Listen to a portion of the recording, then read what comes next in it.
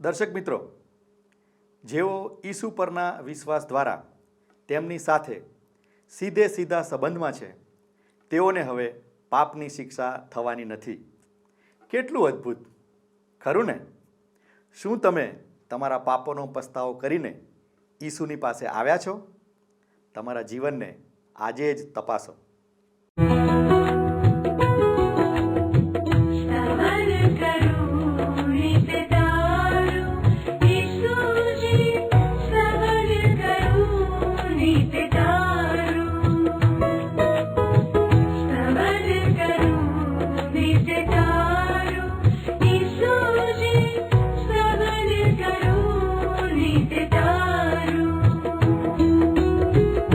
आज सवारे साध सुनी तम महिमा करूं प्रभु तारो, महिमा करूं प्रभु तारो, स्तवन करूं नित तारो.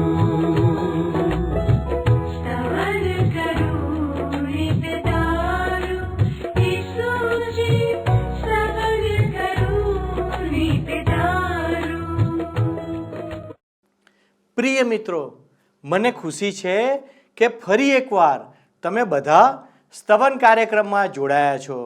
અને આ તો ઈશ્વરની યોજના છે. કોઈ પણ બાબત આપણને તેના સારા અને દુષ્ટ પ્રભાવ વિશે ચેતવણી આપે છે. સ્તવન કાર્યક્રમમાં આપણે આપણા પોતાના જીવન વિશેની વાત કરીએ છીએ. ઈશ્વરે આપણને તેમના મહિમા અને સંગત માટે બનાવ્યા છે, પરંતુ આપણે બધા ઈશ્વરથી દૂર થઈ ગયા છીએ અને તેમની યોજનાથી વિપરીત જીવન જીવીએ છીએ. તેના કારણે આપણો ઈશ્વર સાથેનો સંબંધ તૂટી ગયો છે. આ સંબંધ ગુમાવવાને કારણે આપણા જીવનમાં ઘણી બધી સમસ્યાઓ આવે છે. જોકે ઈશ્વરની હાજરી અને તેમની સાથેનો સંબંધ આપણને અનેકવિધ સમસ્યાઓ વચ્ચે પણ મક્કમ રહેવામાં મદદ કરે છે.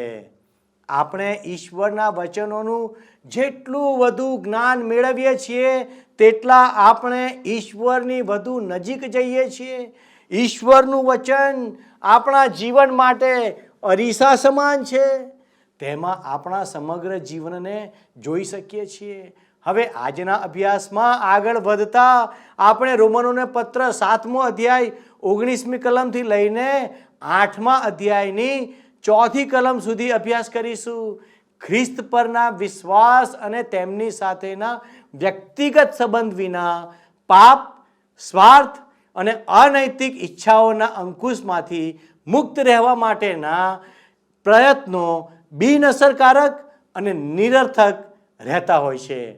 જેઓ પોતાની તાકાત અને દ્રઢ નિર્ણયથી ભલું અને સારું કરવા પ્રયત્ન કરે છે, તેઓને આખરે ખ્યાલ આવશે કે તેઓ પાપ સામેના યુદ્ધમાં પરાજયની પરિસ્થિતિમાં છે.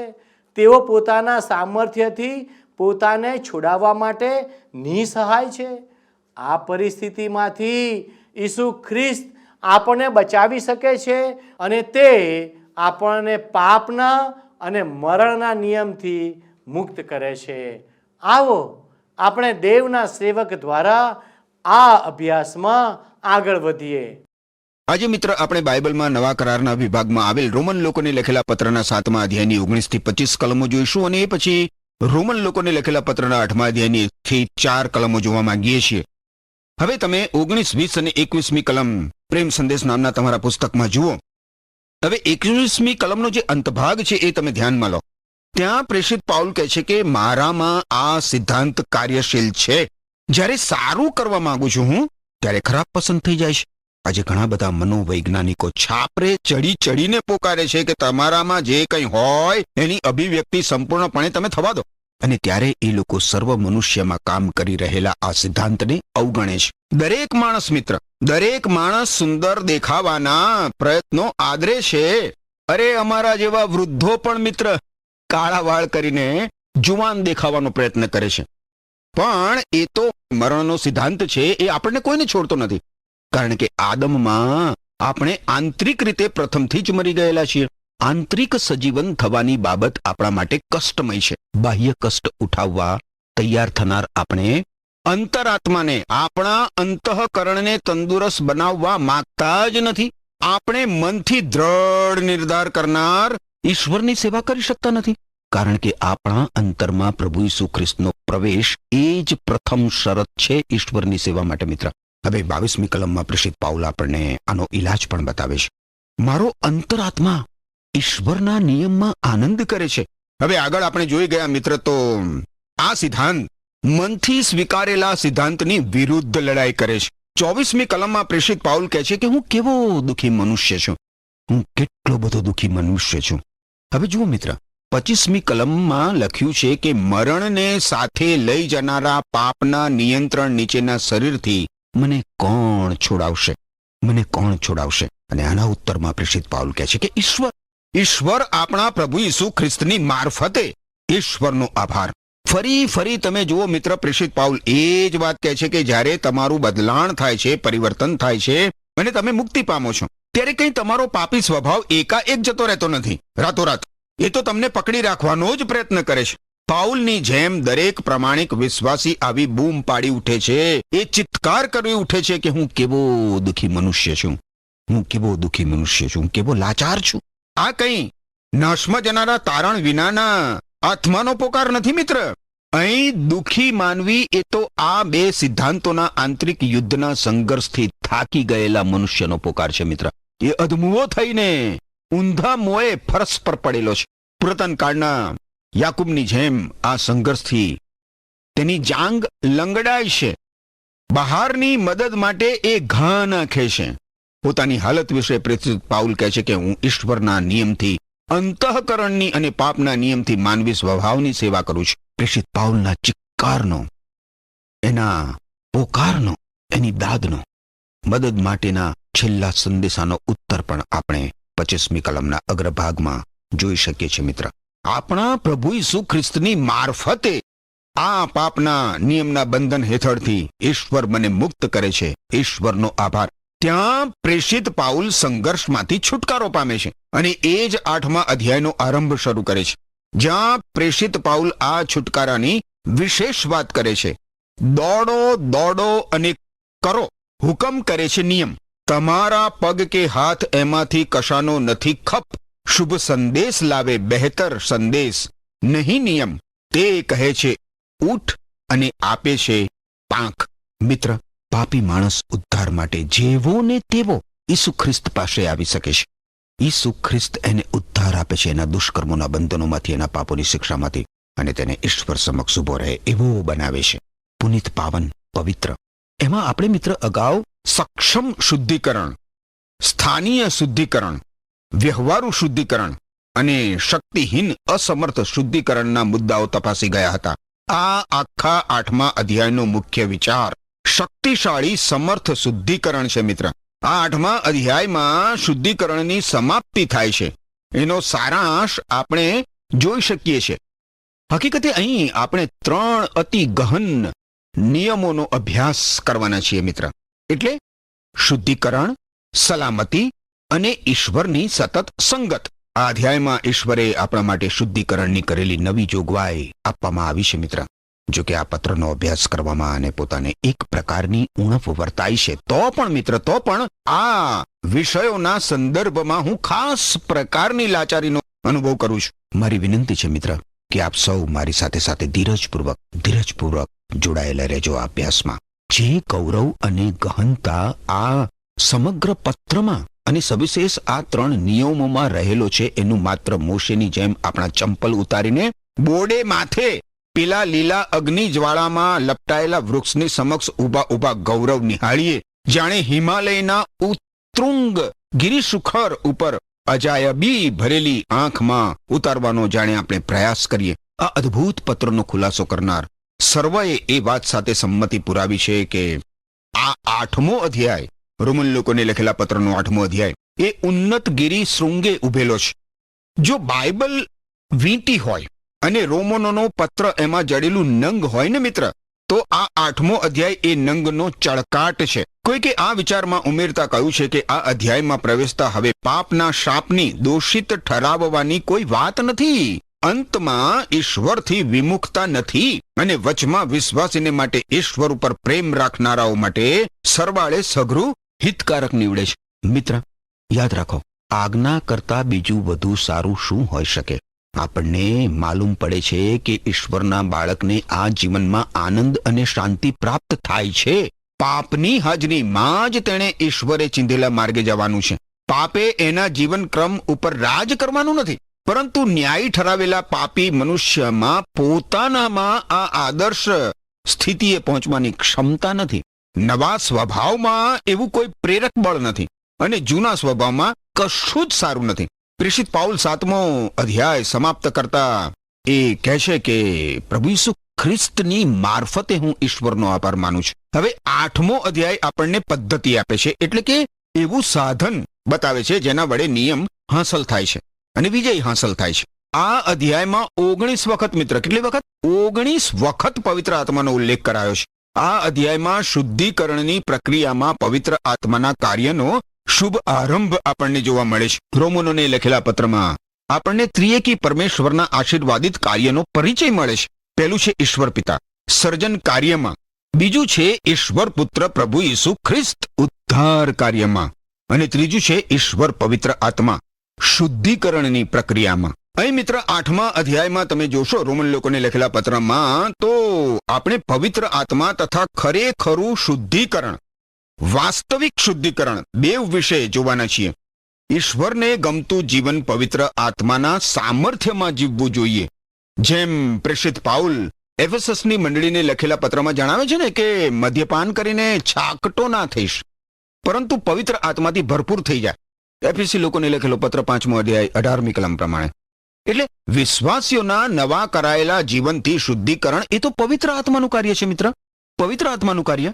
જે વિશ્વાસીને પાપની નાગચૂડમાંથી છોડાવે છે એ પણ પાપની હાજરીમાં જ અને તે ઈસુ ખ્રિસ્ત પર વિશ્વાસ કરનારના જીવનમાં ઈશ્વરની ઈચ્છા પૂરી કરે છે.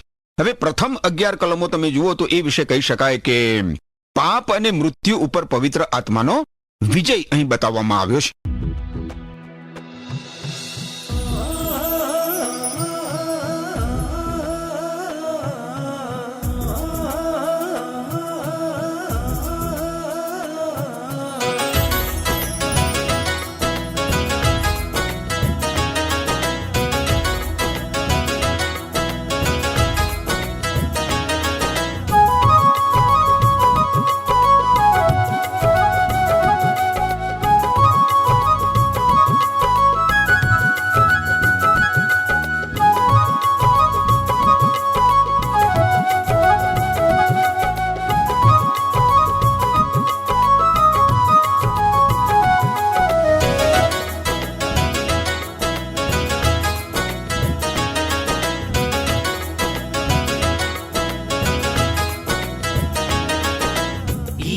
છે મજબૂત ખડકને ઘડ મારો આધાર.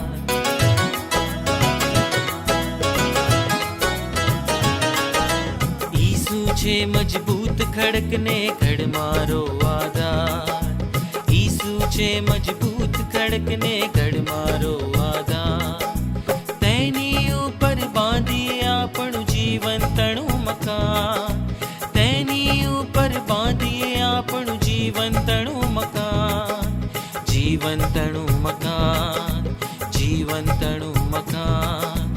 ઈસુ છે મજબૂત ખડકને ખડ મારો આધાર. ઈસુ છે મજબૂત ખડકને ખડ મારો આધાર.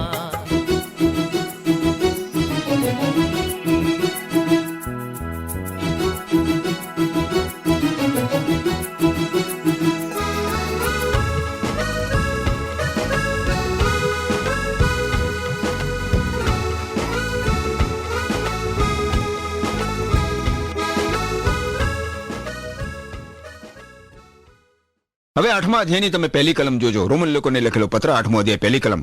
અહીં લખ્યા પ્રમાણે ઈસુ ખ્રિસ્તની સાથે જોડાયેલાઓને માટે કોઈ જ સજા નથી, કારણ કે આત્માનો નિયમ ઈસુ ખ્રિસ્તની સાથે જોડાણની મારફતે મને જીવન આપે છે, શું આપે છે? જીવન આપે છે. અહીં કોઈ સજા નથી. એ એક પ્રેરણાયુક્ત નિવેદન છે, ખરું કે નહીં? જે પ્રેષિત પાઉલ 7મા અધ્યાયની નિષ્ફળતા પછી પણ ઉચ્ચારી શકે છે. એણે પોતાનો ઉદ્ધાર ગુમાવ્યો નથી મિત્ર, કે એ ખ્રિસ્તમય જીવનનો આનંદ પણ માણી શક્યો ન હતો. એને નિષ્ફળતા મળી હતી અને એ દુઃખી અને લાચાર બની ગયો હતો.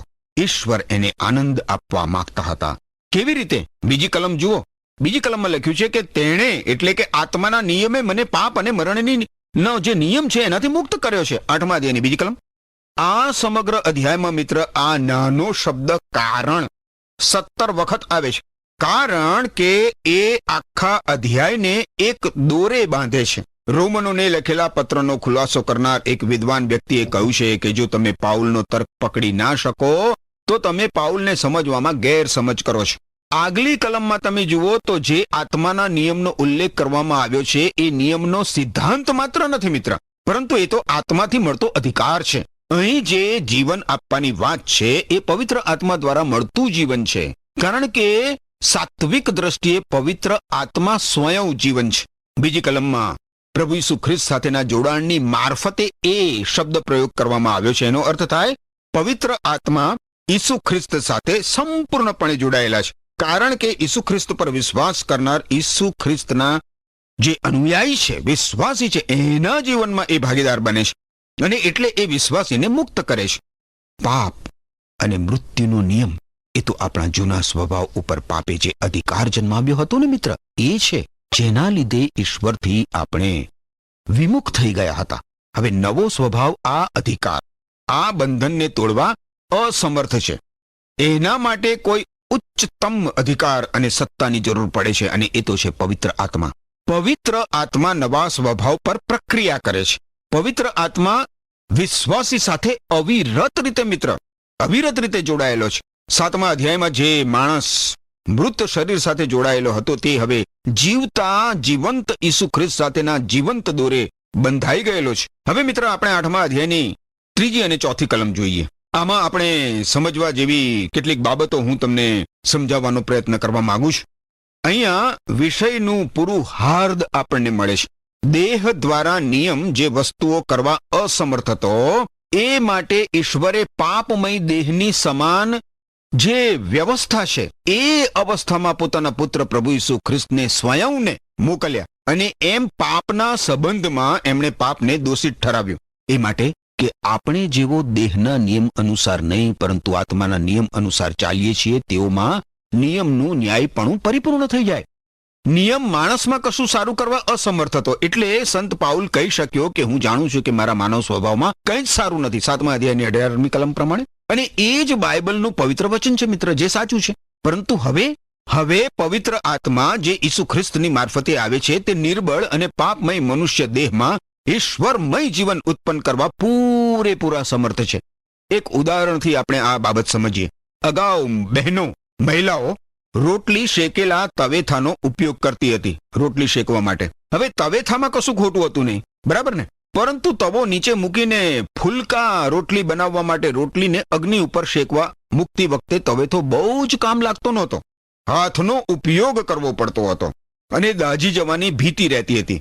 ધ્યાન પણ વધારે આપવું પડતું હતું. પરંતુ ચીપિયો આવ્યો ને પછી તો હવે રોટલીની પકડ બરાબર આવે છે અને વાત કરતા કરતા પણ ફૂલકા રોટલી સારી બનાવી શકાય છે. વધારે પડતા દાઝી જવાની બીક ઓછી રહે છે, કારણ કે ચીપિયા વડે રોટલીને ઝડપથી ગેસ ઉપર કે સગડી ઉપર હેરફેર કરી શકાય છે. હવે તવેથો તો પેલા નિયમના જેવો છે, જેમાં વધારે ત્રાસ થાય છે અને છતાં વધારે સારું પરિણામ મેળવી શકાતું નથી. ચીપિયો એ કામ વધારે સારી રીતે કરી શકે. પવિત્ર આત્મા માણસને ઊંચકી લે છે. એમ હવે આપણે ખ્રિસ્તમય જીવન નવા સિદ્ધાંતને આધારે જીવવાનું છે મિત્ર. આપણે પોતે ઠરાવો કરીને અથવા મક્કમ નિર્ધાર કરીને વધારે સારું જીવન જીવી શકતા નથી. કેટલી બધી વાર આ પ્રયત્ન કર્યો, કેટલી બધી વાર, અને દરેક વખતે નિષ્ફળ ગયા. દરેક વખતે. શું આપણે દ્રઢ ઠરાવ કરીને સારું કરી શકીએ છીએ ખરા? ના. શું આપણે એ જ જૂની વસ્તુ કર્યા કરતા નથી? હા. જૂની ટેવો ક્યાં આપણો પીછો છોડે છે? એ તો ઈશ્વર પિતા પોતે આ અશક્ય વસ્તુને પોતાના પુત્ર પ્રભુ ઈસુ ખ્રિસ્તને પોતાના સ્વભાવ સહિત નિર્બળ માનવ દેહમાં મોકલીને કરે છે. પ્રભુ ઈસુ ખ્રિસ્તનો તથા આપણો દેહ પાપ સિવાય બીજી બધી જ રીતે મળતો આવતો હતો મિત્ર. પ્રભુ ઈસુ ખ્રિસ્ત પણ સંપૂર્ણ માનવી સ્વભાવના હતા અને છતાં એ નિષ્પાપ રહ્યા.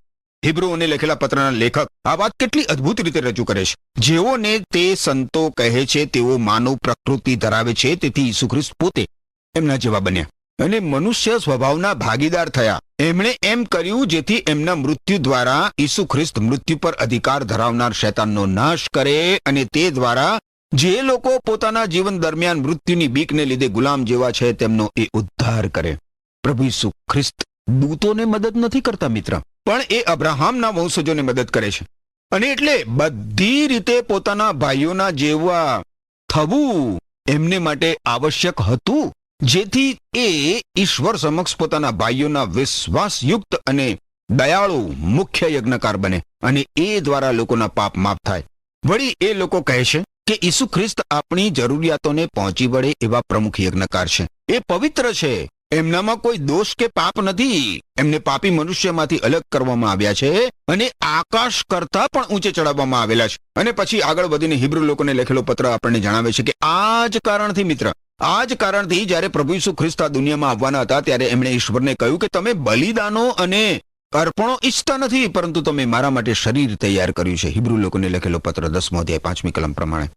યાદ રાખો મિત્ર, આપણા દેહમાં વસતા પાપને જળ મૂળથી નિર્મૂળ કરવાનો આ ઈશ્વરનો માર્ગ હતો. આપણા દેહમાં વસતા પાપને જળ મૂળથી નિર્મૂળ કરવાનો ઈશ્વરનો આ રસ્તો હતો. એમણે ક્રુસ ઉપર પાપમય દેહને દોષિત ઠરાવીને સજા કરી, જેથી માનવીય દેહમાં એને કશો જ અધિકાર કે પકડ રહે નહીં. કોને? પાપને. પ્રભુ ઈસુ ખ્રિસ્ત આપણા સમાન થયા અને એટલે ઈશ્વર ક્રુસ ઉપર પાપને સજા કરી શક્યા. હવે આપણા દેહમાં પાપને સજા થઈ ચૂકી છે મિત્ર. કેટલાક સનિષ્ઠ જે વિશ્વાસીઓ છે એ વિશ્વાસીઓની વિરુદ્ધ માન્યતા છતાં પણ પાપ આપણામાંથી દૂર નથી થયું. આજે દેહમાંથી પાપ નિર્મૂળ કરવા પવિત્ર આત્મા તત્પર છે. ઘણા બધા લોકોને લાગે છે કે પ્રભુ ઈસુ ખ્રિસ્ત આવીને આપણને આ પાપમય પૃથ્વીમાંથી ઉપાડી લે તો કેટલું બધું સારું. હા, એ ખરેખર સારું છે, અદ્ભુત છે. હું પોતે ચાહું છું કે પ્રભુ ઈસુ ખ્રિસ્ત હમણાં જ આપણને લેવા આવે. પણ એના કરતા એ વિશેષ અદ્ભુત વાત તો એ છે કે હાલ જ અહીં આ પૃથ્વી ઉપર પાપમય દુનિયામાં જ પ્રભુ ઈસુ ખ્રિસ્ત આપણને ખ્રિસ્તમય જીવન જીવવા માટે શક્તિમાન બનાવે છે.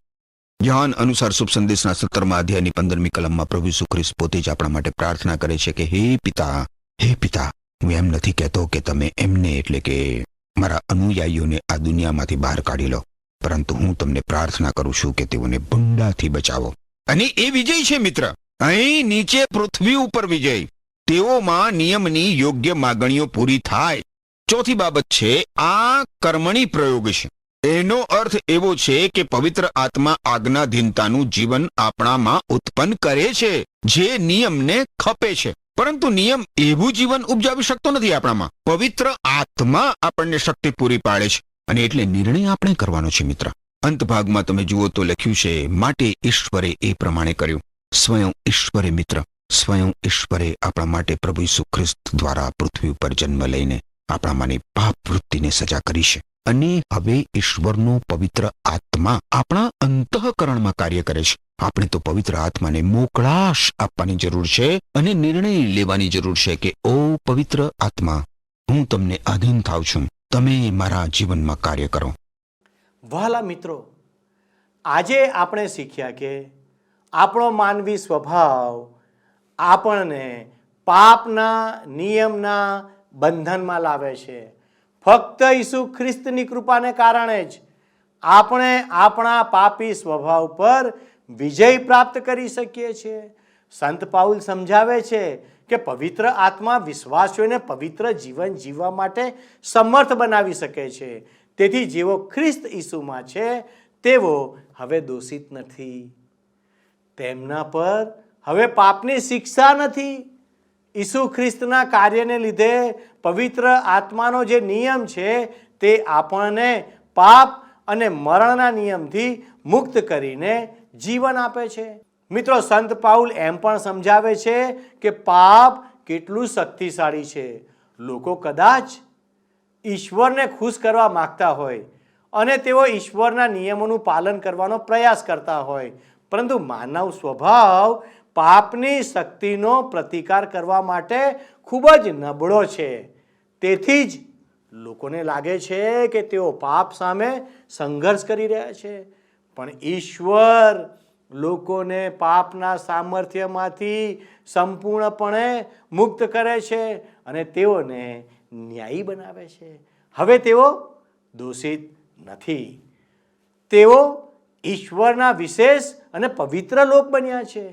પાપ લોકો પર શાસન કરે છે. તેની શક્તિથી કોઈ બચી શકતું નથી અને પાપે સૌથી ભયંકર મુશ્કેલીઓ ઊભી કરી છે. મિત્રો, યર્મિયા પ્રબોધકે ઈશ્વરના નિયમ વિશે લખ્યું છે. યર્મિયાનું પુસ્તક 31મો અધ્યાય 33 અને 34મી કલમમાં ઈશ્વર તેમનો નિયમ લોકોના હૃદયપટ પર લખશે. લોકો ઈશ્વરને ઓળખશે અને ઈશ્વર તેમના પાપોને માફ કરશે અને લોકો એકબીજા પર પ્રેમ કરશે. તેમજ ઈશ્વર લોકોની સાથે એક નવો સંબંધ બાંધશે. પવિત્ર આત્મા આપણા જેવા વિશ્વાસીઓને માર્ગદર્શન આપે છે. તે વિશ્વાસીઓને પવિત્ર જીવન જીવવા માટે શક્તિ આપે છે. મિત્રો, તમે પાપને આધીન થશો કે પવિત્ર આત્માને, તે આજે જ નક્કી કરો. આવો પ્રાર્થના કરીએ. વાલા ઈશ્વર પિતા, તમે અમને મદદ કરો કે અમે પવિત્ર આત્માને આધીન થઈએ અને પાપમાંથી છુટકારો મેળવીએ. અમારા કુટુંબો પર તમારી આશીષ આપો. અમારી પ્રાર્થના ઈસુના નામમાં માગીએ છીએ. આમેન. વાલા દર્શકો, મને ખાતરી છે કે આજના અભ્યાસથી આપને અચૂક આત્મિક લાભ થયો છે અને અમે આપના ફોનની રાહ જોઈ રહ્યા છીએ. તમે અમારા પ્રતિનિધિ સાથે થોડોક સમય પ્રાર્થનામાં વિતાવી શકો છો.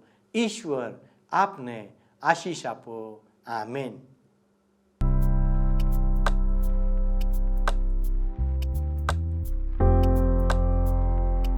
મિત્રો, ગત પ્રશ્નોનો જવાબ છે દમસ્કના રસ્તા પરથી.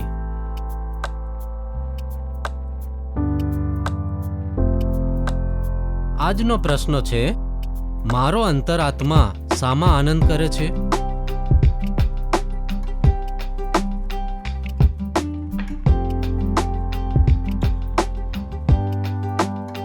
જવાબ આપેલ સ્ક્રીન પર દર્શાવેલ વોટ્સએપ નંબર પર આપવાનો રહેશે.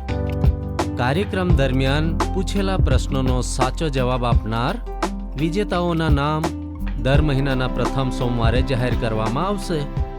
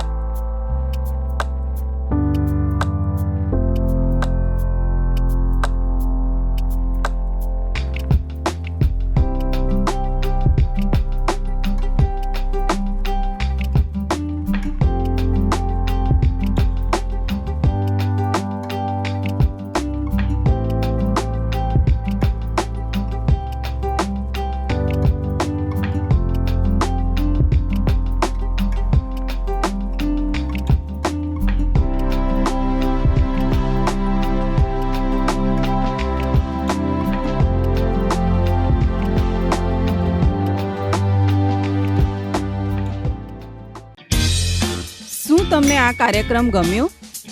અત્યારે જ અમને મિસ કોલ કરો.